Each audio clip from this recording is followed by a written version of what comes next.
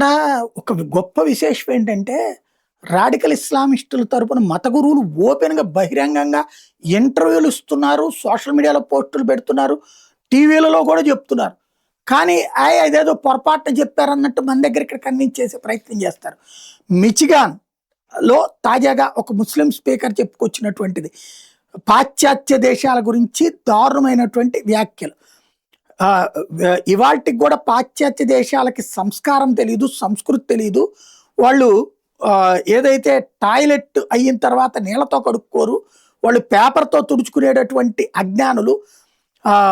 వాళ్ళకి నీళ్లు వాళ్ళని నీళ్లు లేకుండా అట్లాగే రాళ్లతో కొట్టాలి వాళ్ళని అంటూ ఒకవైపు, రెండో పక్కన వచ్చేటప్పటికి ఈ పాశ్చాత్య దేశాల యొక్క భూమి, ఆస్తులు, టెక్నాలజీ, కార్లు, అడ్వాన్స్డ్ ఇన్ఫ్రాస్ట్రక్చర్ మనం తీసేసుకోవాలి, ఈ అన్నీ కూడా మన చేతుల్లోకి రావాలి అన్నటువంటి ఇస్లామిక్ ప్రబోధకుడు చెప్పుకొస్తుంది అనమాట. వీళ్ళందరికీ మనం బార్బరిక్ ఇన్ఫెడల్స్, వీళ్ళకి మనం ఎడ్యుకేట్ చేయాలి. మన మత ప్రకారం ఎలా బతకడమో, ఎంత గొప్ప మతమో మనం వాళ్ళకి ఎక్స్ప్లెయిన్ చేయాలి అంటూ పిలుపునిస్తున్నాడు. సివిలైజేషన్ వాళ్ళకి నాగరికత నేర్పుతారట పాశ్చాత్య దేశాల వాళ్ళకి, ఈ ఆఫ్ఘనిస్తాన్ నుంచి, బంగ్లాదేశ్ నుంచి వెళ్ళినోళ్ళు.